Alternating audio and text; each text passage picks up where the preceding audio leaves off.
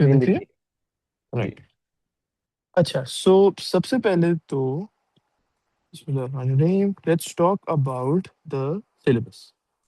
अब हमारे जो एएस का सिलेबस था बायो का, इसमें हमारे पास 11 चैप्टर्स थे, और आखिरी वाला चैप्टर बीइंग इम्यूनिटी, और इसमें एक प्रैक्टिकल का पेपर भी था आपका। ए टू के सिलेबस में आपको पता होगा इसमें सिर्फ दो पेपर्स होते हैं, एक P4 और एक P5। ये वाला आपका थ्योरी का पेपर होगा। This paper is for 100 marks, and ये इसकी जो टाइम ड्यूरेशन होती है ये 2 घंटे की होती है। सॉरी, मुझे रिमाइंड करवाना, आपने पेपर अपना बायो का P2 कंप्लीट कर लिया था, राइट? जो एग्जाम वाला था आपका।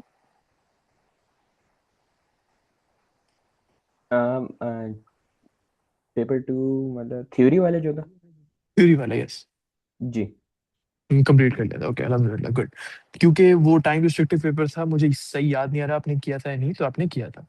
अब ये P4, ये जो थ्योरी वाला पेपर है, उसी तरीके से ही टाइम रिस्ट्रिक्टिव है। उल्टा मैं कहूंगा कि थोड़ा सा उससे ज्यादा टाइम रिस्ट्रिक्टेड है। अब आप सोच रहे हो कि 2 घंटे का पेपर है, वो तो सिर्फ 1 घंटा 15 मिनट का था, बट इट्स बिकॉज ये 100 मार्क का पेपर है। अब जित क्वेश्चंस तो कुछ आते हैं जो कुछ टॉपिक वाइज होते हैं, जैसे बस आपको टॉपिक का नाम लिख देंगे, और आपको जो जो चीजें आती हों उसके लिए आप वो लिखते जाओ, और वो पॉइंट्स मार्किंग स्कीम में होंगे, जो हर किसी के बिल्कुल फेवरेट टाइप के सवाल होते हैं।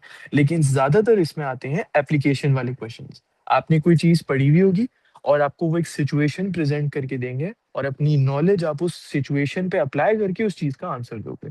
सो जिन्हें हम कहते हैं एप्लीकेशन बेस्ड क्वेश्चंस। सबसे पहले तो ये टाइप का आता है, एंड ऑफ कोर्स कुछ आ जाते हैं अच्छे अच्छे नॉलेज बेस के आपके सवाल। अच्छा, अब आपने याद है P2 में देखा होगा कुछ ग्राफ्स वाले सवाल भी थे, जो वो डिस्क्राइब का कमांड वर्ड यूज करते थे। जी। तो वो डिस्क्राइब एंड एक्सप्लेन कहते थे, एग्जैक्टली इसी तरीके से ग्राफ वाले सवाल भी इसमें आते हैं। अब पहले ना, ये बात है 2018-19 से पहले की। आपका P4 का पेपर उस वक्त में दो सेक्शंस में डिवाइडेड होता था। सेक्शन वन आपका छोटे क्वेश्चंस का होता था, और सेक्शन टू में दो बड़े सवाल होते थे। जब आप पास पेपर्स बहुत ज्यादा कर लोगे ना, और जब आप पीछे जाते जाओगे, तो आप देखोगे हर पेपर में दो सवाल होंगे, एक 11 मार्क का, एक 13 मार्क का, 15 मार्क, 17, कभी कभार 19 मार्क का भी। वो बहुत बड़े बड़े होते थे। अब उन्होंने अल्हम्दुलिल्लाह ये हटा दिया है। अब कोई टेंशन नहीं है, क्योंकि ऐसे सवालों का आंसर करने का मसला नहीं था। इट्स अबाउट आप जितनी भी चीजें इंक्लूड करो वो कम ही लगती थी, क्योंकि एक सेंटेंस लिखा हुआ है और उसके आगे 13 नंबर लिखे हुए हैं। इतना वो वास्ट और बड़ा सवाल होता था। ऑलमोस्ट एक पूरा चैप्टर ही वो सवाल ले लेता था। तो अब वो सवाल खत्म हो गए। सो नॉलेज बेस्ड, एप्लीकेशन बेस्ड और ग्राफ, जो जो आप P2 में करते थे, जो जो टेक्निक्स आप लगाते थे, सेम इसी थ्योरी में आप लगाओगे। अब अच्छा, ये जो P5 है ना, ये ज्यादातर बच्चों को थोड़ा कंफ्यूजिंग लगता है। ये पेपर आपका प्रैक्टिकल का पेपर नहीं। आपने याद है आईजीसीएसई में एटीपी किया था। जी। अब आई वुडेंट से ये एग्जैक्टली उसी तरीके से, लेकिन सॉर्ट ऑफ ये उसी तरीके का होता है। सॉर्ट ऑफ कह सकते हैं। इसमें वही टेबल आते हैं बनाने के लिए, कुछ इंस्ट्रूमेंट्स आपको उसके नाम पता होने चाहिए, उनको यूज किस तरीके से करते हैं। जितने ज्यादा आप P5 के पेपर अटेम्प्ट करोगे, इसके लिए एक ही टेक्निक है, जितने ज्यादा पेपर अटेम्प्ट करोगे उतना आप इसमें बेहतर होते जाओगे। इसमें ऐसी कोई चीज नहीं है जो हम मतलब ऑनलाइन तरीके से नहीं कर सकते। प्रैक्टिकल में तो चीजें थी ना जो हम नहीं कर सकते थे, इसमें हम सब कुछ कर सकते हैं। सो इसीलिए ज्यादातर बच्चे भी आप देखोगे वो स्कूल जाते ही नहीं है, मतलब A2 में वो जाते ही नहीं है, क्योंकि जरूरत ही नहीं होती, लैब की सारी चीजें ऑनलाइन हो जाती हैं। सो ये आपका कह सकते हैं हम एटीपी का सिमिलर ये पेपर है। अब इसमें सिलेबस किस तरीके का आता है? Everything you have learned in your IGCSEs, आपके एएस में, आपके A2 में, सब मिला के इसमें आता है। इसका कोई सेट सिलेबस नहीं होता। ऑफ कोर्स ज्यादातर उसी में से होगा जो आपने A2 में अपने पढ़ा हुआ है, लेकिन एएस में भी कभी कभार ए से भी आ जाता है, आईजीसीएसई से भी कभी कभार चीजें जो आपने एक रैंडम एक्सपेरिमेंट 2 साल पहले पढ़ा होगा, उसको कैसे करा जाता है, वो भी कभी कभार आ जाता है। So practice is the key P5 के अंदर। अच्छा, P4 पे जरा वापस आते हैं। इसमें कितने चैप्टर्स हैं? चैप्टर 12, 13, 14, 15, 16, 17, 18 और हाँ 19। हम शुरू करेंगे ऑफ कोर्स इस चैप्टर से, जिसका नाम है रेस्पिरेशन।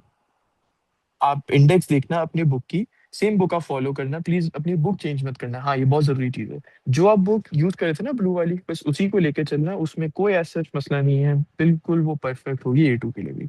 ये फोटोसिंथेसिस, ये होम्योस्टेसिस, ये नर्वस सिस्टम, ये इनहेरिटेंस, ये आपका सिलेक्शन और एवोल्यूशन, ये आपका बायोडाइवर्सिटी, और ये आपका जेनेटिक इंजीनियरिंग। सबसे अगर कोई मुश्किल दो टॉपिक्स हैं तो वो ये आखिरी तीन है, क्योंकि ये सबसे लंबे टॉपिक्स हैं, सबसे लंबे चैप्टर हैं, ये खत्म ही नहीं होते। आपको जब आप पढ़ते पढ़ते आप फील भी करोगे ये कि यहाँ तक चीजें इजी लग रही हैं, A S लेवल की लग रही हैं, यहाँ पे आके थोड़ा सा चीजें मुश्किल होती जाएंगी, क्योंकि you have quite a lot of things to remember इसमें। सो कोई भी confusion relating to time duration, syllabus, कितने पेपर, एनीथिंग? नहीं। ओके। तो अब जरा बगैर किसी चीज के, और कुछ भी नहीं चीज रह गई, हम शुरू करते हैं चैप्टर 12 के साथ। और इस चैप्टर का नाम है रेस्पिरेशन। आपने AS में रेस्पिरेशन के बारे में, या अगर आपको ओवरऑल रेस्पिरेशन के बारे में आपसे पूछूं, कैसे डिस्क्राइब करोगे उसे? रेस्पिरेशन क्या होती है? मतलब दो तरीके की रेस्पिरेशन होती है, एरोबिक होती है हम्म। और एनारोबिक होती है। करेक्ट। और इस रेस्पिरेशन के जरिए आप प्रोड्यूस क्या करना चाह रहे हो? तो एनर्जी। एनर्जी, बिल्कुल सही। और क्या इसमें ग्लूकोज का कहीं पे मेंशन आता है? जी। ग्लूकोज का भी इसमें मेंशन आता है, लेकिन आप बिल्कुल सही कह रहे हो। जो मेन जो फोकस होता है, जो अल्टीमेट चीजों में अचीव करना चाह रहे होते हैं रेस्पिरेशन से, वो इसलिए कि हमें एनर्जी चाहिए, बिल्कुल। तो सबसे पहला सवाल जो आपसे पूछा जाएगा इस चैप्टर में से, वो लिखते हैं यहाँ पे। बहुत एक कॉमन फेमस सवाल है, हर दफा पेपर में आता है। Why is energy needed by living organisms? अब ये चैप्टर तो उसी चीज के बारे में कि एनर्जी बना कैसे रहे हैं, लेकिन सबसे पहला सवाल कि चाहिए ही क्यों energy? So why is it needed by living organisms? Any idea? कोई भी चीज, आप आपको कोई भी प्रोसेस आपने पढ़ा हो जिसमें एनर्जी लगती हो पिछले साल, एनीथिंग? बॉडी के बेसिक फंक्शंस में फॉर एग्जांपल मूवमेंट हो गई, और हम्म। ऑर्गन्स जो अपना मतलब काम करते हैं उसके लिए। करेक्ट। अच्छा, ये जो आप कह रहे हो मूवमेंट हो गई, ये बॉडी की मूवमेंट मतलब हम मूव कर रहे हैं, या बॉडी के अंदर चीजों की मूवमेंट? जो हम मूव करते हैं, मतलब मसल्स का जो मूवमेंट होता है। एग्जैक्टली, बिल्कुल। तो इसे हम कह सकते हैं to allow for external movement of the body. अच्छा, आपने कहा जो बॉडी के अंदर जो ऑर्गन्स हैं उनको मूव करने के लिए, मतलब उनको अपने काम करने देने के लिए, बिल्कुल सही है। वो तीसरा वाला पॉइंट है। पहले दूसरे पॉइंट पे आते हैं। बॉडी के अंदर अगर आपके पास कोई एक सब्सटेंस है और उसको एक जगह से दूसरी जगह लेके जाना है, तो हमने कौन से तीन टाइप के ट्रांसपोर्ट्स पढ़े थे? ऑस्मोसिस पढ़ा था हमने। हम्म। एक्टिव ट्रांसपोर्ट हो गया, और डिफ्यूजन। और डिफ्यूजन के कौन से दो टाइप्स थे?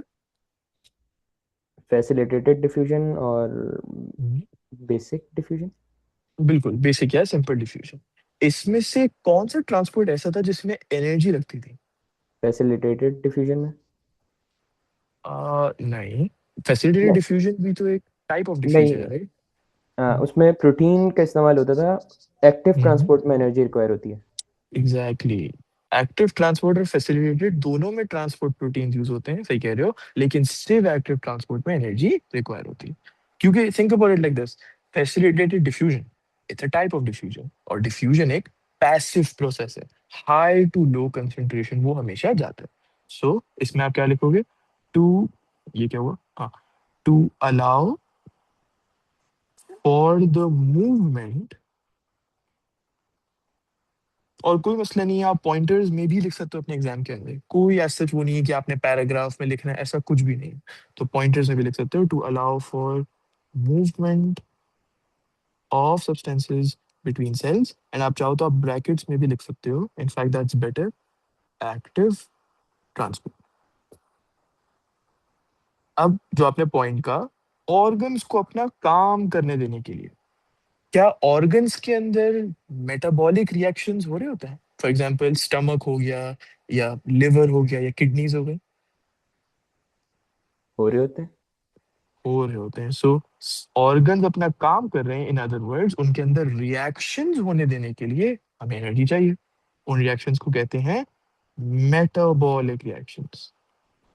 To allow for metabolic reactions to take place.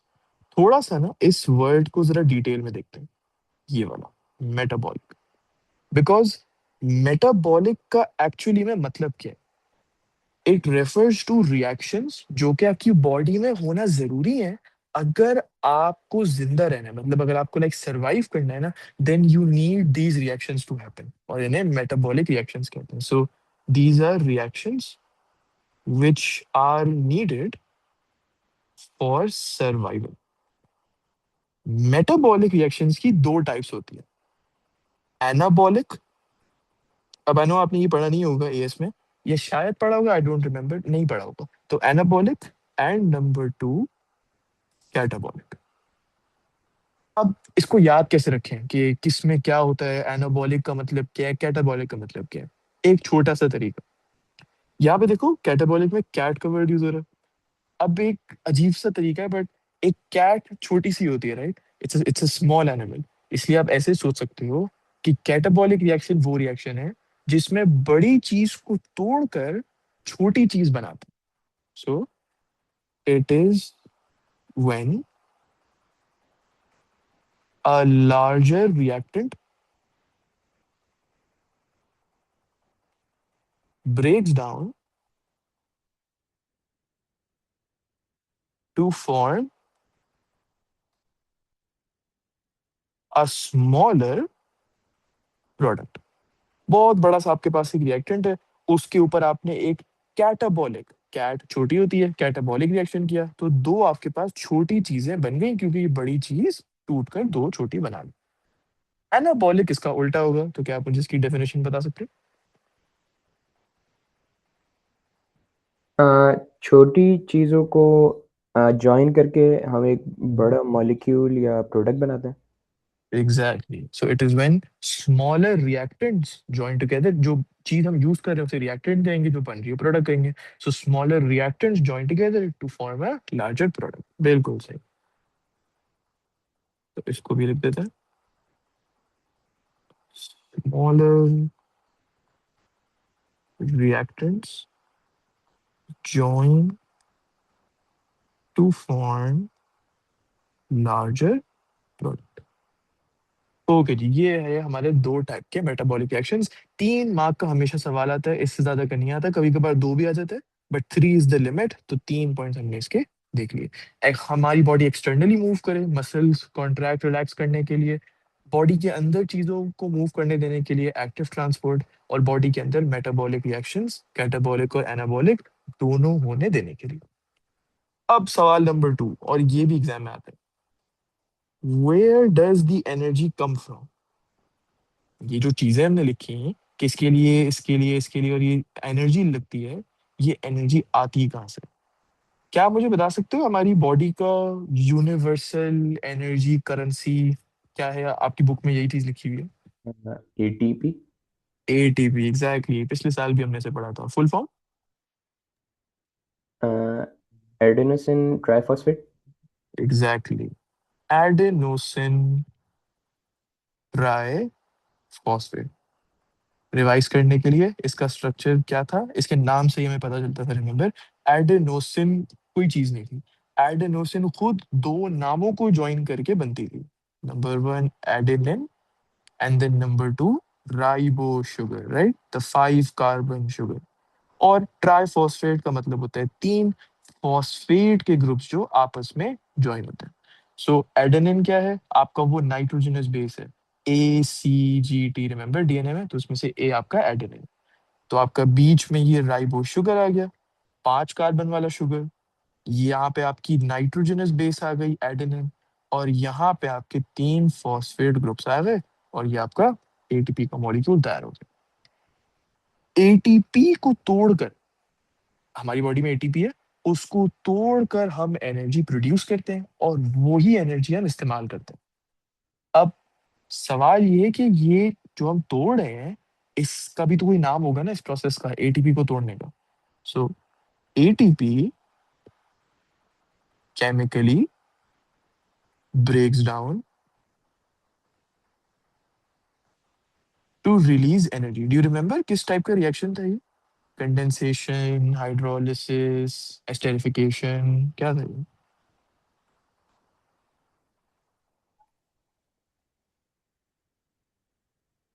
Hydrolysis. Hydrolysis, exactly, this was hydrolysis. Hydrolysis का मतलब क्या था? किसी भी चीज़ का ब्रेक डाउन करते हैं वाटर यूज करके। करेक्ट। और कंडेंसेशन क्या था? Formation of a substance using water. Using water के eliminating water? Eliminating. Hydrolysis, eliminating water, correct. Hydrolysis और कंडेंसेशन को आप ना ऑपोजिट मतलब सोचो रिएक्शंस। हाइड्रोलिसिस में हम क्या कर रहे हैं? तोड़े हैं किसी कंपाउंड को पानी उसमें से डाल के। कंडेंसेशन में दोनों चीजें उल्टी हैं, मतलब हम तोड़ नहीं रहे हैं, हम बना रहे हैं, और पानी को इस्तेमाल नहीं कर रहे, निकाल रहे हैं। So condensation is reducing of a substance by eliminating water from it. अब यहाँ पे जरूरी बात, ये जो हाइड्रोलिसिस का प्रोसेस हो रहा है ना, ये ऐसा वैसा प्रोसेस नहीं है। This is an enzymatically controlled process। ये पूरा वर्ड लिख दो, enzymatically controlled। अब इसके नाम से ही हमें समझ आ रहा है कि ये हमें क्या बताना चाह रहे हैं। एक ऐसा प्रोसेस जो कि कंट्रोल होता है यूजिंग एंजाइम्स। और यहाँ पे जो एंजाइम कंट्रोल करता है, इसका नाम आपको पता होना चाहिए, ATPase enzyme. ATPase enzyme hydrolysis reaction को कंट्रोल करता है, और उससे एटीपी आपका टूटता है छोटी चीजों में, और उससे एनर्जी रिलीज होती है। हाइड्रोलिसिस किस टाइप का रिएक्शन है सोचो? कैटाबॉलिक या एनाबॉलिक?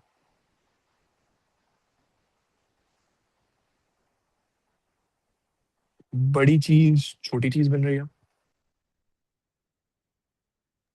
कैटाबॉलिक।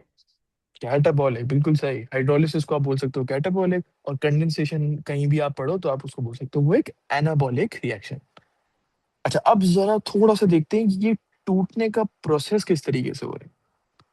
हमारे पास शुरू में था एटीपी, और हमें इसको तोड़ने के लिए दो चीजें चाहिए, राइट? सबसे पहले तो हमें हमारा एंजाइम चाहिए, एटीपीएज, और ये है भी एक हाइड्रोलिसिस रिएक्शन, मतलब तोड़ने के लिए पानी लगेगा, तो H2O। जब ये टूटता है तो एक फॉस्फेट ग्रुप इसमें से हट जाता है। डायग्राम कहाँ गई? ये रही। इसको जरा कॉपी करते हैं और हमारे नीचे वाले पेज में इसको ले आते हैं। यहाँ पे हमारे पास थे तीन फॉस्फेट ग्रुप। अब आप जब आपने तोड़ा ना, तो बेसिकली आपने बस ये एक फॉस्फेट ग्रुप को निकाल दिया। कैसे? ये वाले बॉन्ड को ब्रेक करके। सो ये अब एक ऐसा मॉलिक्यूल है जिसमें सिर्फ दो फॉस्फेट ग्रुप है। तो क्या हम इसे एडीपी कह सकते हैं? जी। ट्राई की जगह बस डाई कह देते हैं। ये बेसिकली रिविजन करवा रहा हूँ मैं। सो एडेनोसिन डाई फॉस्फेट ये बन जाएगा। और क्योंकि आपने वो फॉस्फेट ग्रुप निकाला, वो आपने यहाँ पे साइड पे अलग से लिख दिया, inorganic phosphate group. This I stands for inorganic. अच्छा, इनऑर्गेनिक क्या? बेसिकली कोई भी चीज जो आपकी बॉडी खुद से प्रोड्यूस नहीं करती है, कहीं और से लेती है। तो हम भी फॉस्फेट किसी और जगह से लेते हैं, उन चीजों में से जो हम खा रहे होते हैं, तो इसलिए इनऑर्गेनिक। और अब मेन चीज, ये सब तोड़ हम क्यों कर रहे थे, ये सब रिएक्शन क्यों कर रहे थे? क्योंकि हमें एनर्जी चाहिए थी। तो इस प्रोसेस से 30.5 किलो जूल पर मोल ऑफ एनर्जी रिलीज होती है। रिमेम्बर जब हम हेसिस साइकिल और वो इंथैल्पी वगैरह कर रहे थे, तो हम किलो जूल पर मोल का यूनिट यूज कर रहे थे। जी। तो इसलिए यहाँ पे भी ये एनर्जी का ही यूनिट है। So 30.5 kilo joules of energy कब रिलीज होती है? जब एटीपी टूटकर एडीपी बन जाता है, adenosine triphosphate to adenosine diphosphate. अब एक जरूरी चीज, ये जो पर मोल है, यहाँ पे कौन से मोल की बात हो रही है? What mole? दिस मीन्स कि 1 mole of ATP is undergoing the reaction. अब इसका मतलब क्या है? अगर आप 1 मोल एटीपी का लो और इस पे ये रिएक्शन करवाओ हाइड्रोलिसिस का एक एंजाइम को यूज करके, तो वो 1 मोल ऑफ एटीपी बनेगा और 1 मोल ऑफ फॉस्फेट रिलीज होंगे। तब जाके 30.5 किलो जूल की एनर्जी रिलीज होगी। व्हाट इफ आप 2 मोल एटीपी ले रहे होते? तो 2 मोल एटीपी, 2 मोल एडीपी, 2 मोल फॉस्फेट ग्रुप, और इतनी एनर्जी को मल्टीप्लाई बाय 2 कर दो, तो उतनी एनर्जी रिलीज हुई। Make sense? सही। ओके। अच्छा जी। अब हमने बना लिया एडेनोसिन डाइफॉस्फेट, लेकिन यहाँ पर हमारा जो हाइड्रोलिसिस का रिएक्शन है ना, ये खत्म नहीं होता है। अब आप सोच रहे होगे कि हाइड्रोलिसिस तो इतना ही है ना, एटीपी टू एडीपी। अब जब भी बॉडी को एनर्जी चाहिए बस ये कर ले, और एनर्जी चाहिए एक और एटीपी को ले, वापस एडीपी कर ले। लेकिन ऐसा होता नहीं। अगर इस प्रोसेस के बाद भी जो भी हमने किया, और एनर्जी चाहिए ना बॉडी को, तो वो इसी एडीपी मॉलिक्यूल को लेगा और इसमें से एक और फॉस्फेट ग्रुप निकाल देगा। तो क्या नाम हो गया अब इसका? AMP। Exactly, AMP, adenosine monophosphate बन गया। जो साइड पे फॉस्फेट ग्रुप रिलीज हुआ, आपने वो दोबारा लिख दिया। इस प्रोसेस में भी 30.5 किलो जूल पर मोल की एनर्जी रिलीज होती है। जो ऊपर किया ना, एग्जैक्टली सेम यहाँ पे। यहाँ भी एटीपीएज एंजाइम लगता है, यहाँ भी 1 मोल पानी का लगता है। एएमपी बन गया। अब अगर और एनर्जी चाहिए तो अब क्या करें? तो अब वापस से इसी एएमपी मॉलिक्यूल को हम यूज करेंगे और इसमें से ये आखिरी वाला फॉस्फेट ग्रुप निकालेंगे। कैसे? ये जो हमारा राइबोस शुगर है और ये जो पहला फॉस्फेट ग्रुप है, इसके बीच में ये जो बॉन्ड है ना, बस बॉन्ड को तोड़ दो। तो अब हमारे पास सिर्फ और सिर्फ एडेनोसिन रह जाएगा, राइट?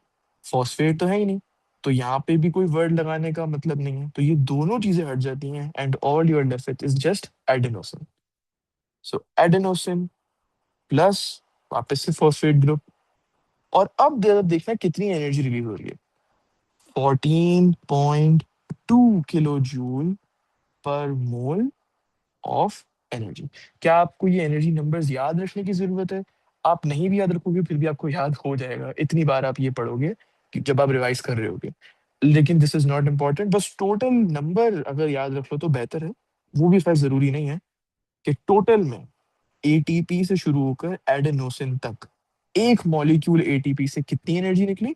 75.2 किलो जूल पर mole of energy is release. ये नंबर हमारे पास कैसा है? 30.5 प्लस 30.5 प्लस 14.2 किलो जूल पर मोल। कोई कंफ्यूजन इसमें? नहीं। अच्छा। अब एक जरूरी चीज जो बहुत से बच्चों को तंग करती है, और वो ये है कि हमने तो केमिस्ट्री में पढ़ा था bond breaking endothermic, bond forming exothermic. मतलब कि बॉन्ड को तोड़ने के लिए एनर्जी तो लगनी चाहिए ना। यहाँ पे भी तो बॉन्ड ही टूट रहा है, तो यहाँ पे एनर्जी रिलीज कैसे हो रही है? ये तो लगनी चाहिए। द थिंग इज, यहाँ पर एनर्जी लग ही रही है ऑफ कोर्स। एंडोथर्मिक रिएक्शन हमारे एनर्जी दिए बगैर तो नहीं हो सकता ना। तो यहाँ एनर्जी तो वो ले रहे हैं। और हमने ये भी देखा था कि कोई भी रिएक्शन में थोड़ी एनर्जी लेते भी हैं और थोड़ी रिलीज भी करते हैं, right? Every reaction has two parts. जी। लेकिन एंडोथर्मिक को हम एंडोथर्मिक क्यों बोलते हैं? क्योंकि उसमें एनर्जी ज्यादा ले रहा होता है और कम निकाल रहा होता है, तो वो एंडोथर्मिक। एक्सोथर्मिक कम ले रहा होता है, ज्यादा निकाल रहा होता है। ये एंडोथर्मिक रिएक्शन थोड़ा स्पेशल है। यहाँ पे ओवरऑल एनर्जी रिलीज ही होती है। That's one thing you need to remember.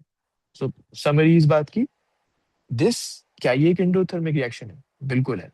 लेकिन एंडोथर्मिक रिएक्शंस में ओवरऑल एनर्जी तो ली जाती है। ये एक स्पेशल टाइप का एंडोथर्मिक है जहां पे एनर्जी ओवरऑल रिलीज हो रही है। 30.5, दूसरे रिएक्शन में 30.5, तीसरे रिएक्शन में भी 14.2, टोटल 75.2 किलो जूल पर मोल। अच्छा जी। ये जो हमने काम किया ना एनर्जी निकालने के लिए, फॉस्फेट ग्रुप को हम निकालते गए। फॉस्फेट ग्रुप को निकालने के प्रोसेस को कहते हैं डी फॉस्फोरिलेशन। किसी भी चीज के अंदर अगर आपको फॉस्फेट ग्रुप डालना हो ना, हम कहते हैं कि आप उसको फॉस्फोरिलेट कर दो। ये यहाँ पे आ गया। और जैसे एटीपी में से फॉस्फेट ग्रुप निकालना हो तो डी फॉस्फोरिलेशन कर दो। अब जरा मुझे बताओ, डी फॉस्फोरिलेशन क्या ओवरऑल एंडोथर्मिक है या एक्सोथर्मिक? नाम को छोड़ दो, ये भी छोड़ दो कि क्या हो रहा है, सिर्फ इस वर्ड को देखो। ओवरऑल एंडो है या एक्सो? एक्सो। ओवरऑल एक्सोथर्मिक है। इवन दो बॉन्ड ब्रेकिंग हो रही है, लेकिन ये फिर भी ओवरऑल एक एक्सोथर्मिक रिएक्शन है। और इसका उल्टा एक ओवरऑल एंडोथर्मिक रिएक्शन है। इसका मतलब क्या है कि आगे जाके आप जो रिएक्शंस पढ़ोगे ना, जिसमें आपको किसी चीज के अंदर फॉस्फेट ग्रुप लगाना हो, फॉस्फोरिलेट करना हो, तो उसमें आपको खुद से एनर्जी देनी पड़ेगी। अच्छा जी, so let me just write the definition here phosphorylation का। It is the addition of an inorganic phosphate group into a substance. All right.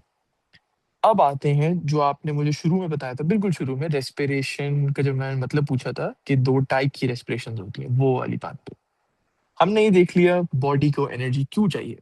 हमने देखा बॉडी को एनर्जी कैसे मिलती है, एटीपी के जरिए। अब ये एटीपी खुद कब प्रोड्यूस होता है? So when is ATP actually produced? ATP को ना बॉडी के अंदर प्रोड्यूस करने के दो तरीके, दोनों तरीकों का नाम है रेस्पिरेशन। पहली टाइप या पहला तरीका रेस्पिरेशन का है एरोबिक रेस्पिरेशन। और दूसरा तरीका, ऑफ कोर्स हम ये 8th क्लास 9th क्लास में पढ़ते हुए आ रहे हैं, एनएरोबिक रेस्पिरेशन। क्या आप मुझे इन दोनों के बीच का फर्क बता सकते हैं?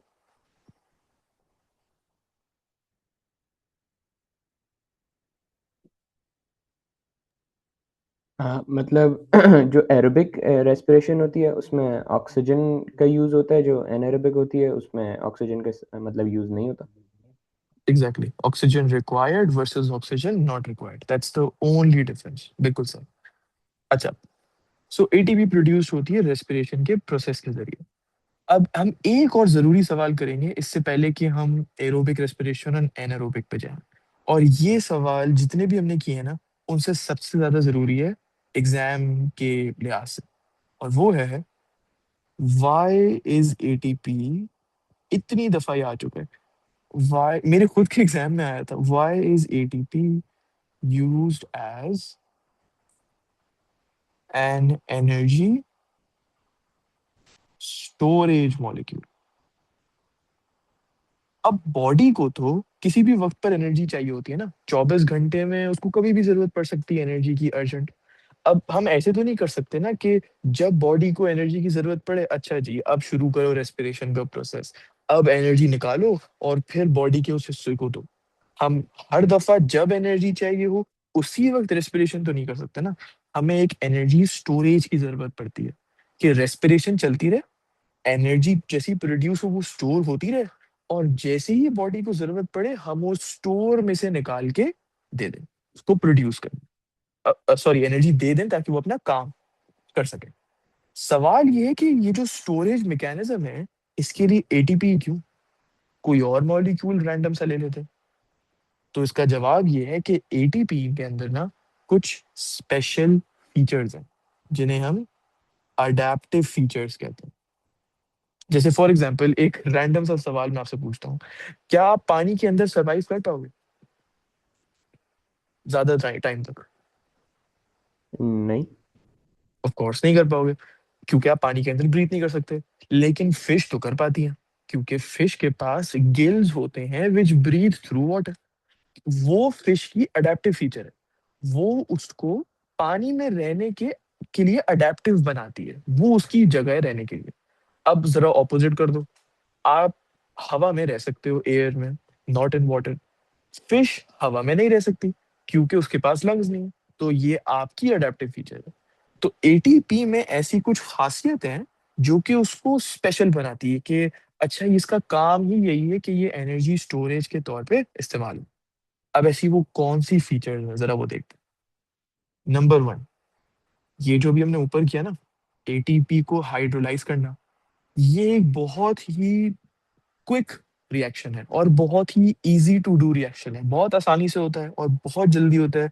कोई इसमें आपको बहुत ज्यादा सिग्नलिंग कास्केड और ब्ला ब्ला ब्ला कुछ भी नहीं करना होता है। So the hydrolysis of ATP is a very simple, easy and quick reaction। बहुत स्पीड में ही होता है, कोई हमें वो करने की जरूरत नहीं होती, इसके पीछे की कोई रिएक्शंस करो ताकि ये रिएक्शन हो पाए, nothing of that sort. Number two, ATP एक बहुत स्टेबल मॉलिक्यूल है। इसका मतलब क्या है?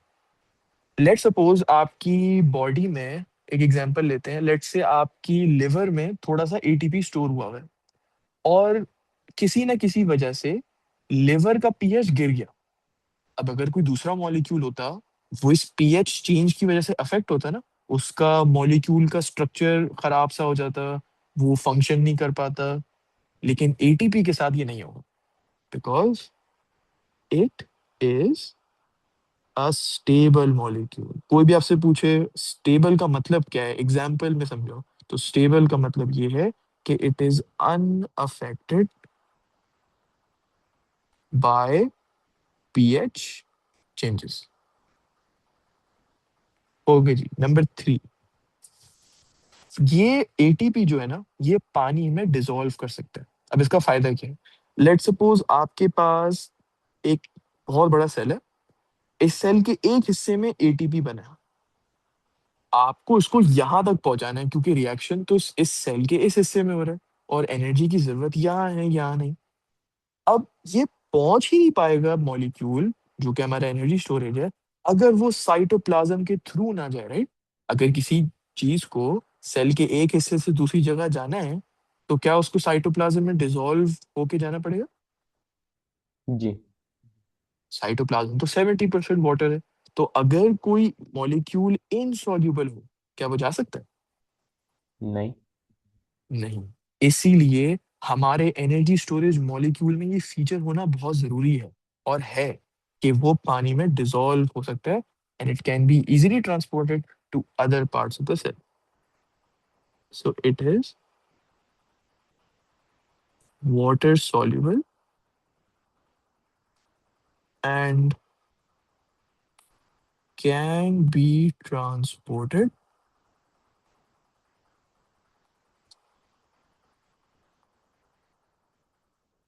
to different parts of the cell। तो एज अ समरी, 3 मार्क का हमेशा ये आएगा। सबसे पहला क्या पॉइंट आप लिखोगे कि ये पानी में डिसॉल्व हो सकता है, इसकी इस वजह से इसकी ट्रांसपोर्ट इजी हो जाती है। ये पीएच अगर चेंज हो तो इसका स्ट्रक्चर अफेक्ट नहीं होता, ये स्टेबल मॉलिक्यूल है। और इसको अगर तोड़ना हो एनर्जी लेने के लिए इसमें से, तो ये बहुत ही एक सिंपल और क्विक रिएक्शन।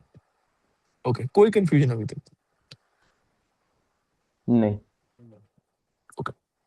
अब जरा आ जाते हैं रेस्पिरेशन पर, और ये बेसिकली ना इस चैप्टर का क्रक्स है कि यहाँ पे आप रेस्पिरेशन की जो दो डिफरेंट टाइप्स है ना, इनके बारे में डिटेल में पढ़ोगे। आईजीसीएसई में तो क्या हम एक लाइन में बता देते हैं ना, aerobic respiration, break down of a substance in the presence of oxygen to release energy. किसी भी सब्सटेंस को तोड़ना एनर्जी को इस्तेमाल करके, सॉरी, ऑक्सीजन को इस्तेमाल करके, ताकि हमें एनर्जी मिल सके। यहाँ पे हम एग्जैक्टली देखेंगे वो होता कैसे। So let's first talk about aerobic respiration. ज्यादा रिलेटेबल है ना, हमारे साथ ये हो रहा होता है, तो ये इसको समझना थोड़ा इजी है। जब भी आप एरोबिक रेस्पिरेशन की बात करोगे ना, इसके अंदर 4 स्टेजेस हैं और इन स्टेजेस के नाम याद होने चाहिए। इनके अंदर क्या क्या होता है जो हम देखेंगे, ये भी याद होना चाहिए। स्टेप नंबर 1 या stage number 1, glycolysis. Stage number 2, link reaction. अभी मैं सिर्फ नाम लिख रहा हूँ।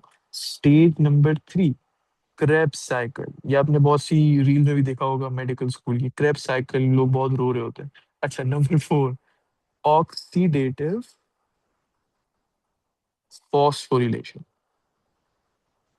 इन 4 स्टेप्स को जोड़कर हम किसी भी सॉरी नहीं, हाँ, इन 4 स्टेप्स को जोड़कर हम एरोबिक रेस्पिरेशन का जो प्रोसेस है उसको कर सकते हैं। एक सेकंड बस मुझे दो। हाँ, ओके। अब हमारा रेस्पिरेशन करने का गोल क्या था, मुझे बता सकते हो? क्यों कर रहे हैं हम रेस्पिरेशन? एनर्जी प्रोड्यूस करने के लिए। बिल्कुल सही, हमें एनर्जी चाहिए। और इन एनर्जी को हम कैसे प्रोड्यूस करेंगे? इन 4 स्टेजेस के जरिए। जैसे जैसे ये 4 स्टेजेस हो रहे होंगे, बीच बीच में एनर्जी प्रोड्यूस होती जाएगी। अब सवाल ये है कि क्या इस एनर्जी प्रोडक्शन का कोई नाम है? बिल्कुल नाम है। ये जो चारों स्टेजेस है ना, जब ये चारों स्टेजेस हो रही होती हैं, तो उसी वक्त इन्हीं स्टेजेस के अंदर 2 प्रोसेसेस हो रहे होते हैं। सबसे पहले प्रोसेस का नाम है, अभी सिर्फ नाम सुनो, substrate linked phosphorylation. I know मुश्किल नाम है, अभी ये समझ आ जाएगा। And number 2, chemiosmosis. अब सवाल नंबर 1, इसमें और इसमें फर्क क्या है? ये बिल्कुल हम एंड में देखेंगे जब ये दोनों चीजों को समझ लेंगे। सवाल नंबर 2, ये दोनों चीजें हैं क्या? ये बस 2 तरीके हैं एनर्जी को प्रोड्यूस करने के। इन अदर वर्ड्स, एटीपी को प्रोड्यूस करने के ये 2 तरीके हैं। ATP production. सवाल नंबर 3, अगर रेस्पिरेशन का काम एटीपी प्रोड्यूस करना ही है, तो हम सिर्फ ये 2 चीजें क्यों नहीं कर लेते? हमें ये 4 चीजें क्यों करनी है? The thing is, in 4 stages के अंदर ये 2 चीजें हो रही होती हैं। इट्स नॉट लाइक कि आप बस ये कर लोगे और ये कर लोगे और आप रेस्पिरेशन कंप्लीट हो जाएगी आपकी, नहीं। जब ये चारों स्टेजेस हो रहे होंगे ना, तो साइमल्टेनियसली इन्हीं स्टेजेस के अंदर ये हो रहा होगा। पहले 3 स्टेजेस के अंदर सबस्ट्रेट लिंक्ड फॉस्फोरिलेशन भी साइड बाय साइड चल रही होती। मतलब आप देखोगे कि जब हम फॉर एग्जांपल क्रेब साइकिल पढ़ेंगे ना, तो Krebs cycle is a cycle of reactions, right? तो उसमें एक रिएक्शन, फिर एक और रिएक्शन, फिर एक और, फिर एक और, फिर एक और फिर मैं आपको बताऊंगा कि अच्छा, इस रिएक्शन में सबस्ट्रेट लिंक फॉस्फोरिलेशन हो रहा था, मतलब कि ये पर्टिकुलर स्टेप में एटीपी बन रहा था।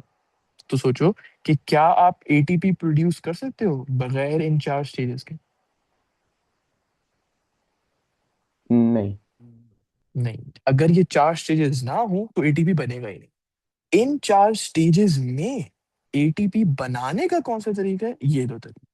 सो पहले 3 स्टेजेस में ये वाला तरीका सिर्फ यूज होता है, सबस्ट्रेट लिंक्ड फॉस्फोरिलेशन। दूसरा वाला नहीं यूज होता।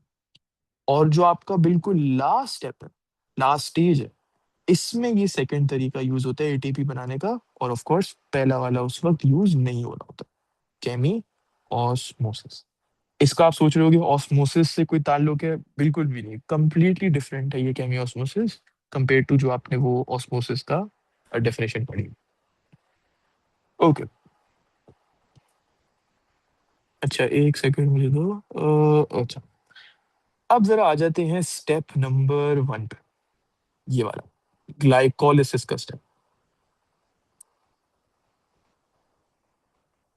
ग्लाइकोलिसिस है क्या? जैसे हम हमेशा करते हैं ना कि हम नाम को ब्रेक डाउन करते हैं, नाम का मतलब समझते हैं ताकि वो प्रोसेस सिंपल हो जाए, उसी तरीके से अब आज भी यही करते हैं।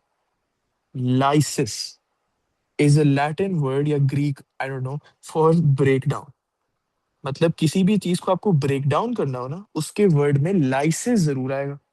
और पहला, ग्लाइको। ग्लाइको का बेसिकली मतलब होता है ग्लूकोज। तो ग्लाइकोलाइसिस मतलब कि आप ग्लूकोज को ब्रेक डाउन कर रहे हो। आपके पास एक ग्लूकोज मॉलिक्यूल है, आपको उसको तोड़ना है इस स्टेज के अंदर। ग्लाइकोलिसिस का जो प्रोसेस है ना, ये होता है साइटोप्लाज्म के अंदर। सबसे पहली चीज ग्लाइकोलिसिस की आपने याद रखनी है, it takes place in the cytoplasm. And actually में है क्या दूसरी चीज, इट इज द स्प्लिटिंग, या it is the break down of glucose. अच्छा, यहाँ पे मैं रखता हूँ कोई भी कंफ्यूजन, 4 स्टेजेस में, 2 तरीकों में, पहले स्टेज के 2 पॉइंट्स में, एनीथिंग? वो जो 4 स्टेप्स हमने सबसे पहले देखे थे, हम्म। जो हमने नीचे 2 पॉइंट्स लिखे हैं, वो मतलब उनका क्या फंक्शन है? मतलब ये अच्छा, जो सो मैं समझ गया आप क्या कहना चाह रहे हो। देखो, ये जो ब्लू में लिखा हुआ है ना, सबस्ट्रेट लिंक फॉस्फोरिलेशन और केमियोस्मोसिस, ये वो तरीके हैं जिनसे एटीपी आप प्रोड्यूस कर रहे हो। और ये तरीके हो कब रहे होते हैं, इन 4 स्टेजेस के दौरान। सो लेट्स से ग्लाइकोलिसिस चल रहा होगा, ग्लाइकोलिसिस के अंदर भी बहुत सारे स्टेप्स हैं। उसके एक रैंडम स्टेप पे मैं आपको बताऊंगा, अच्छा ये है substrate link phosphorylation. Link reaction में एक रैंडम स्टेप में हो रहा होगा substrate link phosphorylation. Krebs cycle में एक ऐसा स्टेप आएगा जिसमें ये सबस्ट्रेट लिंक फॉस्फोरिलेशन हो रही है। एक दूसरे के बगैर काम नहीं कर सकता। मतलब कि आप सबस्ट्रेट लिंक फॉस्फोरिलेशन इन 3 चीजों के बगैर नहीं कर सकते, और आप ये 3 चीजें इसके बगैर नहीं कर सकते। So these are basically the two ways in which ATP is produced, and these are the stages when these two things happen. Make sense? सही। अच्छा, अब आ जाते हैं ग्लाइकोलिसिस पे। ये जो स्टेज है ना, अब हमने ऐसे इसको बोल तो दिया स्टेज 1, स्टेज 2, स्टेज 3, लेकिन इसका मतलब ये नहीं है कि इसमें सिर्फ एक रिएक्शन होगा, इसमें भी एक, इसमें भी एक रिएक्शन, इसमें भी एक रिएक्शन, 4 रिएक्शन, 4 स्टेज, काम खत्म। नहीं, एक स्टेज के अंदर भी बहुत सारे रिएक्शंस होते हैं, और अभी अब उनको देखेंगे। सो और हम उनको क्या करेंगे ना, हम उनको ऐसे लिखते जाएंगे कि ये चीज है, उससे ये बनता है, उससे ये बनता है, उससे ये बनता है, ताकि याद करते वक्त कि अच्छा ग्लाइकोलिसिस में ये होता है, फिर ये होता है, फिर ये होता है, फिर ये होता है, ये आसान हो जाएगा याद रखना इस तरीके से। तो सबसे पहले आप किस चीज से शुरू करते हो, आपके हाथ में ग्लूकोज मॉलिक्यूल होता है जिसको आपका गोल क्या है, उसको तोड़ना है, ग्लाइकोलिसिस का प्रोसेस करना। So we start with one glucose molecule. Glucose का मुझे आप केमिकल फॉर्मूला बता सकते हो?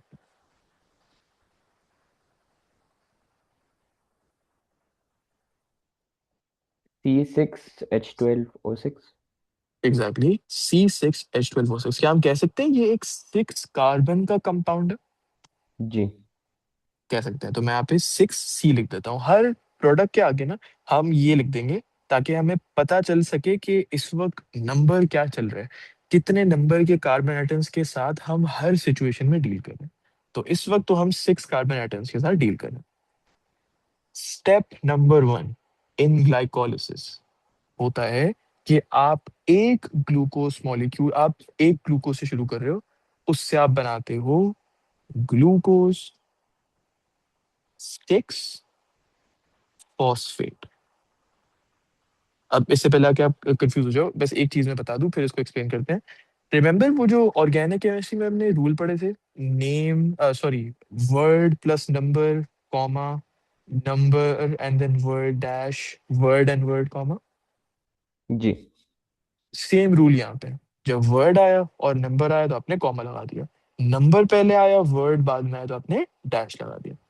अच्छा, अब जरूरी बात ये है क्या, जरा इन दोनों के नाम देखो, ग्लूकोज, ग्लूकोज 6 फॉस्फेट। क्या इसका मतलब ये नहीं है कि ग्लूकोज मॉलिक्यूल को लिया और उसके छठे कार्बन एटम पर, 6th कार्बन एटम पर एक फॉस्फेट ग्रुप ऐड कर दिया? सोचो। सही। जैसे हम ऑर्गेनिक केमिस्ट्री में कहते थे ना, 2 ब्रोमोपेंटेन, तो वो 2 क्यों लिखते थे, क्योंकि पेंटेन के अंदर जो दूसरा कार्बन एटम है उसके ऊपर ब्रोमीन एटम है, उसके साथ ब्रोमीन एटम लगा हुआ है। वैसे ही 6 phosphate, phosphate group is attach to the 6th carbon atom. तो क्या ये फॉस्फोरिलेशन है या डीफॉस्फोरिलेशन? फॉस्फोरिलेशन। बिल्कुल। और क्या फॉस्फोरिलेशन ओवरऑल एंडोथर्मिक होती है एक्सोथर्मिक? ओवरऑल एंडोथर्मिक होती है। Exactly, phosphorylation is overall endothermic. तो सिर्फ नाम पढ़ के तो हमें ये दो चीजें पता चली। फिर सिक्स फॉस्फेट का हमने वर्ड पढ़ा। अच्छा, समझ आ गया कि मतलब कि फॉस्फेट ग्रुप है attached, phosphate group on the sixth carbon atom. ये भी हमें समझ आ गया। अब सवाल ये है कि ये फॉस्फेट ग्रुप आया कहाँ से, and you need to know इसका सोर्स कहाँ है, कि ये फॉस्फेट ग्रुप हमें मिल कहाँ से रहा है। तो होता ये है कि इस रिएक्शन को करने के लिए ना आपको एक और रिएक्शन भी करना होता है साइड पर। This is a side reaction, और वो क्या है कि आप एक एटीपी का मॉलिक्यूल लो और उसको हाइड्रोलाइज कर दो, जिससे एडीपी बन गया और एक इनऑर्गेनिक फॉस्फेट ग्रुप बन गया। अब जो फॉस्फेट ग्रुप आपको मिला है इस प्रोसेस से, इसको आप ग्लूकोज में ऐड कर दो तो वो ग्लूकोज 6 फॉस्फेट बन गया। Make sense? सही। राइट। तो ग्लूकोज से ग्लूकोज 6 फॉस्फेट कैसे बना? फॉस्फोरिलेशन का प्रोसेस किया, जो कि जिसमें एनर्जी लगती है एंडोथर्मिक है। ये 6 फॉस्फेट है, छठे कार्बन आइटम पर फॉस्फेट ग्रुप लगा है। कहाँ से आया फॉस्फेट ग्रुप? एक साइड रिएक्शन से, जहां एटीपी को हमने डीफॉस्फोरिलेट किया, जो कि खुद एक एक्सोथर्मिक रिएक्शन है। डीफॉस्फोरिलेशन हो रही है ना, इसलिए। जरा मुझे बताओ कि इसमें कार्बन आइटम कितने? 6। इसमें भी 6 कार्बन आइटम है। हमने the only thing we did to go from glucose to glucose 6 phosphate is just put a phosphate group, right? Carbon atom के नंबर को तो हमने चेंज ही नहीं किया। तो पहले भी 6 थे और अभी भी 6 कार्बन आइटम्स ही है। अच्छा, ये था स्टेप नंबर 1। अब स्टेप 2, ग्लूकोज 6 फॉस्फेट की हम आइसोमेरिज्म करते हैं। ये वर्ड याद आ रहा है? क्या मतलब था इस वर्ड का, isomerism? Same chemical formula, different structural formula. Same molecular या केमिकल फॉर्मूला, सही है, and different structural formula, exactly. तो वो जो आपका मॉलिक्यूल का फॉर्मूला, जैसे C6H12O6, वो सब कुछ सेम रहता है, बस स्ट्रक्चर आपने बदल दिया। तो उसी तरीके से ग्लूकोज 6 फॉस्फेट आइसोमराइजेस, मतलब कि उसका आपने आइसोमर बनाया, और ये कन्वर्ट हो गया किसमें? ये लो में लिखते हैं, फ्रक्टोज 6 फॉस्फेट। अभी आपको ये समझ आएगा एंड में जाके कि हम ये रिएक्शंस क्यों पढ़ रहे हैं। एंड में जाके बिल्कुल समझ आएगा। तो आपने बस यहाँ पे क्या किया, आइसोमेरिज्म का प्रोसेस किया, नथिंग स्पेशल। ग्लूकोज में भी 6 कार्बन आइटम है, फ्रक्टोज में भी 6 कार्बन आइटम है। So you still have 6 carbon atoms इस कंपाउंड के अंदर भी। अच्छा जी, अगला स्टेप। अब आप क्या करोगे कि ये जो फ्रक्टोज 6 फॉस्फेट आपके पास है ना, इसमें इसके अंदर एक और फॉस्फेट ग्रुप डाल दोगे। और पहले तो एक ऑलरेडी डला हुआ है ना फॉस्फेट ग्रुप, एक और डालोगे, और ये फॉस्फेट ग्रुप अटैच होगा पहले कार्बन आइटम के साथ। तो अब जरा इसका नाम चेक करो, क्या बन जाएगा? फ्रक्टोज, कॉमा आ गया क्योंकि नंबर है 1। Oh sorry, it's a dash, never mind. एक सेकंड, एक सेकंड। ये जो नंबर और वर्ड होता है ना, इसमें हम डैश डालते हैं और इसमें हम कॉमा डालते हैं। मैंने उल्टा बोल दिया, माय यस। तो ये डैश आ गया, ये कॉमा आ गया। हाँ, अब ये हो गया फ्रक्टोज डैश 1,6 बिस फॉस्फेट। अब जरा ये समझते हैं ये चल क्या रहा है। पहले एक फ्रक्टोज था, सॉरी, पहले एक फॉस्फेट था 6 कार्बन आइटम पे, तो इसलिए हम 6 फॉस्फेट लिख रहे थे। अब एक और फॉस्फेट ग्रुप पहले पर भी आ गया, तो हम 1 भी लिखते हैं और 6 भी लिखते हैं। अब क्योंकि दो फॉस्फेट ग्रुप्स हैं, इसलिए आप बिस का वर्ड यूज करते हो। द वर्ड बिस, सिंपल उसका मतलब है 2। दो फॉस्फेट ग्रुप, बिस फॉस्फेट। अभी कितने कार्बन आइटम है आपके पास इस मॉलिक्यूल में?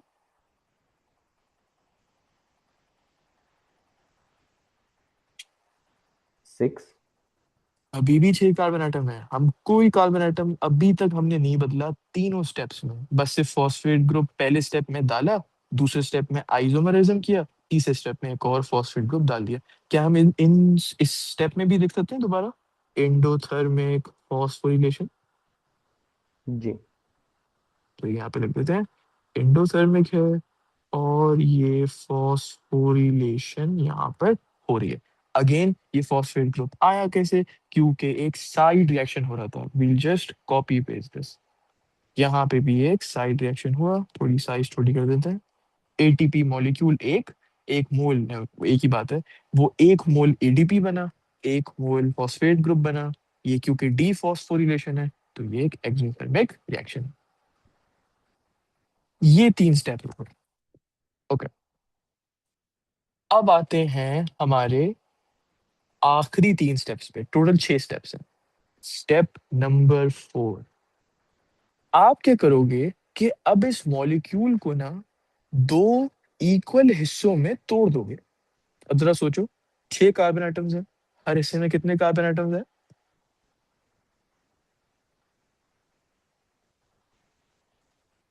1। You're breaking it into two halves. So if there are 6 carbon atoms, how much does each half get? 3। 3, बिल्कुल सही। तो इस 1,6 बिस फॉस्फेट में कितने फॉस्फेट ग्रुप्स हैं टोटल? 1। दोबारा देखो, बिस का वर्ड यूज हो रहा है, राइट?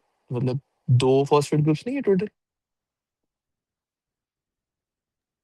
लेकिन जो हमने हाफ में ब्रेक किया तो एक हाफ में एक आएगा और दूसरे हाफ में दूसरा नहीं आएगा।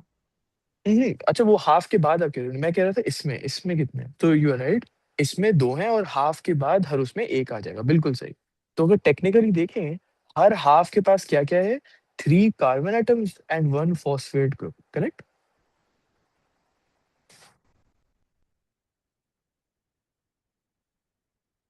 या क्या मैंने गलत चीज कह दी? Wait, let me just confirm. हाँ, अगर 6 कार्बन एटम्स हैं इसके अंदर, तो दो हाफ्स में 3 और 3 हो गए, और 2 फॉस्फेट ग्रुप्स हैं, तो हर किसी को एक और एक मिल गया, राइट? सही। तो अब इसका नाम देखो, आपने एक फ्रक्टोज बिसफॉस्फेट, हर जगह एक ही मॉलिक्यूल है ना, एक ग्लूकोज मॉलिक्यूल, एक ग्लूकोज 6 फॉस्फेट, एक फ्रक्टोज 6 फॉस्फेट, एक फ्रक्टोज 1,6 बिसफॉस्फेट। अब इस एक मॉलिक्यूल को आपने तोड़ा, और इससे बना दो ट्रायोस फॉस्फेट मॉलिक्यूल्स। नोटिस क्या क्या हुआ? दो मॉलिक्यूल्स बने, ऑफ कोर्स, क्योंकि आपने दो हिस्सों में तोड़ा था ना। नंबर 2, ट्राई का वर्ड आ गया। रिमेम्बर हमने वो कार्बोहाइड्रेट्स की जब कैटेगराइजेशन की थी, हमने बोला था ट्रायोस, पेंटोस, हेक्सोस। जी। तो वो ट्रायोस में मतलब 3 कार्बन एटम्स, ये डिफरेंस आया, 1 से 2 हो गया नंबर ऑफ मॉलिक्यूल्स। फ्रक्टोस से ट्रायोस का वर्ड चेंज हो गया, और बिस का वर्ड हट गया, क्योंकि अब हर हाफ के पास तो सिर्फ एक फॉस्फेट है। तो ये 2 ट्रायोस फॉस्फेट मॉलिक्यूल्स आपने बना दिए। So all you did here is you simply just physically broke down the molecule. इसे कहते हैं ब्रेक डाउन। आपने बस मॉलिक्यूल को तोड़ दिया। अब अगर ये नाम याद रखने में मुश्किल हो रही है ना, ट्रायोस फॉस्फेट मॉलिक्यूल, तो एग्जाम में जब आप आंसर लिख रहे हो, तो आप ये यूज कर सकते हो, टीपी। ये एक एक्सेप्टेबल एब्रीविएशन है, और ये आप ट्रायोस फॉस्फेट की जगह लिख सकते हो। अब सेकंड लास्ट स्टेप, अभी तक कोई कंफ्यूजन इन चारों स्टेप्स में? नहीं। ओके, अब आप इन दो ट्रायोस फॉस्फेट मॉलिक्यूल्स को लेते हो, और उनकी डीहाइड्रोजिनेशन करते हो। डीहाइड्रोजिनेशन का क्या मतलब था?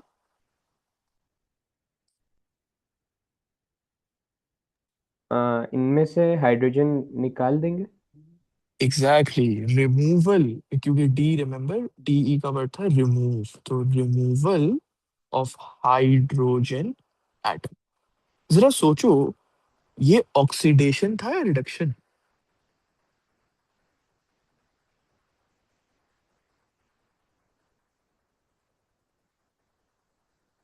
एक एक करके देखते हैं, जो 3 डेफिनेशंस आपने याद की थी। सबसे पहले in terms of oxygen, oxygen का ऑक्सीडेशन से क्या ताल्लुक है?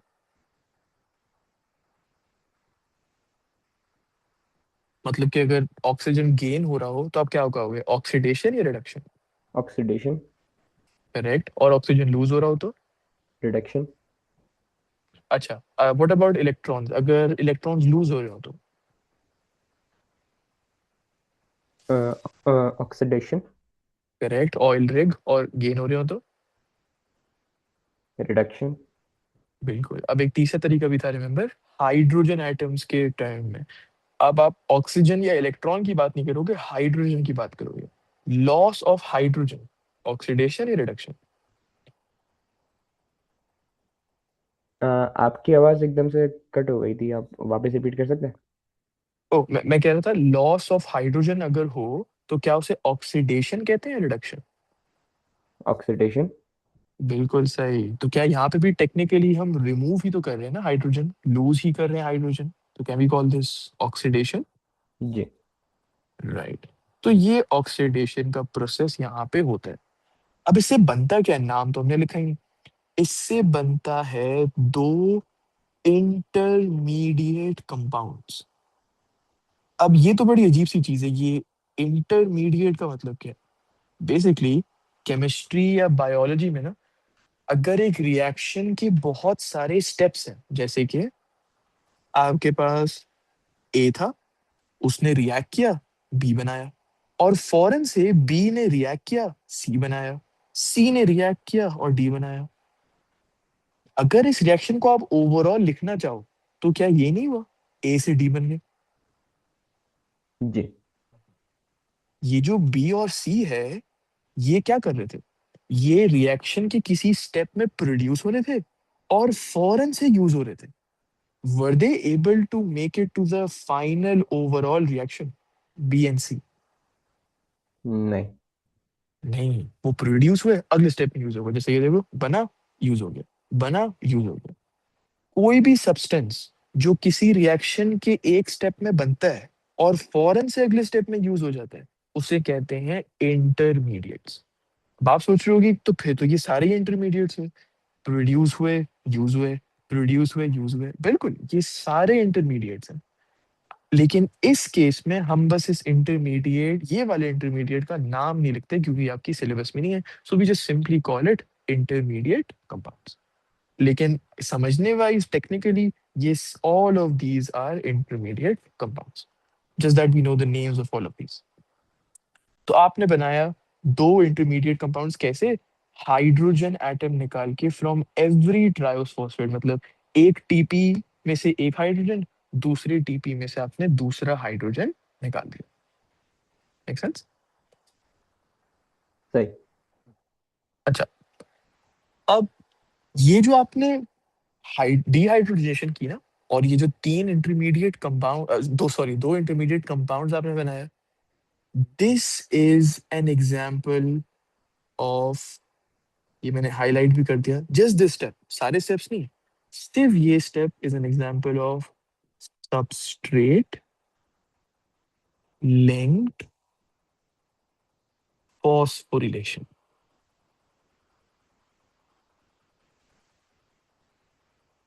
अब आप सोच रहे हो कि कोई स्टेप कैसे एटीपी बनाने के लिए इस्तेमाल हो सकता है, मतलब अजीब सी चीजें समझ नहीं आ रहा। वो इसीलिए क्योंकि अभी तक आपको डेफिनेशन नहीं पता इस बात की कि सबस्ट्रेट लिंक फॉस्फोरिलेशन होता क्या है। ये तो हमें समझ आ गया कि एटीपी को प्रोड्यूस करने के लिए, इस एटीपी को प्रोड्यूस करने का एक तरीका है, लेकिन ये हाउ डज दिस तरीका वर्क, ये काम कैसे करता है, तो ये हम अगली क्लास में देखेंगे। और इससे आपको समझ आएगा कि ये स्टेप्स कैसे मदद करते हैं सबस्ट्रेट लिंक्ड फॉस्फोरिलेशन में। लेकिन बस अभी के लिए समझ लो कि ये स्टेप है सबस्ट्रेट लिंक्ड फॉस्फोरिलेशन, मतलब कि आप एडीपी मॉलिक्यूल से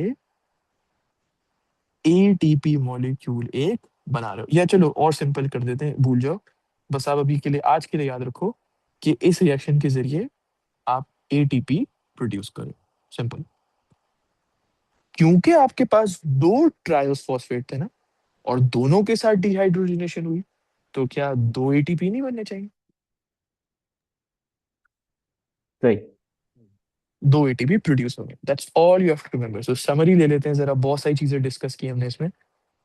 वन फ्रक्टोज, हाँ, one molecule of fructose 1,6 bisphosphate का ब्रेक डाउन होता है टू टीपी मॉलिक्यूल्स में। ये 2 TP मॉलिक्यूल्स डिहाइड्रोजनेट होके बनाते हैं 2 intermediate compounds. Dehydrogenation is also called oxidation. ये सबस्ट्रेट लिंक फॉस्फोरिलेशन का एग्जाम्पल है। ये होता क्या है बाद में देखेंगे, लेकिन इससे हुआ क्या कि 2 ATP मॉलिक्यूल्स प्रोड्यूस हो गए। अब आखिरी स्टेप, ये जो आपके पास 2 इंटरमीडिएट कंपाउंड्स है ना, इन्हीं 2 इंटरमीडिएट कंपाउंड्स यूज होते हैं दोबारा से, क्योंकि एक इंटरमीडिएट है ये, और इससे प्रोड्यूस होता है 2 पायरुवेट मॉलिक्यूल्स। तो कोई अगर आपसे पूछे कि ग्लाइकोलिसिस में आप शुरू किससे करते हो, तो आप कहोगे ग्लूकोज। एक ग्लूकोज से शुरू करते हैं, एक मॉलिक्यूल से, और एंड में बनता क्या है, एक ग्लूकोज मॉलिक्यूल से बनते हैं 2 पायरुवेट मॉलिक्यूल्स। कोई भी कंफ्यूजन इसमें? सही। अच्छा, हम लोग मतलब अभी जो हमने मतलब शुरू किया था, एक ग्लूकोज मॉलिक्यूल से 2 पायरुवेट मॉलिक्यूल्स बनते हैं, तो हम्म, उसके बीच में जितने भी सारे स्टेप्स हैं वो सारे फिर इंटरमीडिएट कंपाउंड्स का मतलब कहलाएंगे। बिल्कुल सही, सारे इंटरमीडिएट कहला जाएंगे, क्योंकि वो ओवरऑल रिएक्शन में तो नहीं आ रहे ना। हमारा ओवरऑल क्या है, 1 glucose is equal to 2 pyruvate. ये सारे ही इंटरमीडिएट हैं, क्योंकि ये सारे प्रोड्यूस हो रहे हैं और फॉरन से ही इस्तेमाल हो रहे सही। हैं। राइट। अच्छा, एक और चीज, ये जो इंटरमीडिएट कंपाउंड से पायरुवेट वाला स्टेप था ना, this is also substrate linked phosphorylation. मतलब कि इस प्रोसेस से भी 2 ATP बनता है। मुझे पता है अभी थोड़ा सा फ्रस्ट्रेटिंग है, ये समझ नहीं आ रहा, बार बार आ रहा है कि ये ATP बनता कैसे। बस सबसे पहली चीज अगली क्लास में हम यही करेंगे कि how does this production of ATP work. लेकिन यहाँ भी 2 ATP प्रोड्यूस होता है। एक और चीज है डिहाइड्रोजनेशन का, मैं ये अभी नहीं करवाना चाह रहा, क्योंकि इसका एक सेपरेट कंप्लीट टॉपिक है। जैसे अभी हमने पढ़ा ना ये डी सबस्ट्रेट लिंक्ड फॉस्फोरिलेशन और केमियोस्मोसिस, इसकी तरह का ही कंप्लीट डिफरेंट टॉपिक इससे रिलेट करता है। तो अभी इसमें जाने की डिटेल की हमें जरूरत नहीं। सो आज के लिए फिर हम यहीं तक रखते हैं। कोई कंफ्यूजन किसी भी स्टेप से, सबसे जो क्वेश्चंस किए थे एग्जाम से रिलेटेड, डायग्राम में, एनर्जी में, एंडोथर्मिक एक्सोथर्मिक, एनीथिंग? अभी तक तो नहीं है। सही, तो फिर हम इसको इंशाल्लाह अगली क्लास में करते हैं। अच्छा, जो परमानेंट स्केड्यूल है, वो मैंने आपको शायद मैसेज भी किया था ना, ये मैं आपको इंशाल्लाह आगे वाले हफ्ते में बता दूंगा, आने वाले हफ्ते में। मेरी यूनिवर्सिटी का रिजल्ट भी इसी हफ्ते में आ रहा है, तो बस मैं आपको फिर परमानेंट जो शेड्यूल है थर्सडे फ्राइडे सैटरडे का, वो मैं आपको बता दूंगा टाइमिंग्स के साथ। सही। ओके, अल्लाह हाफिज़। अल्लाह हाफिज़।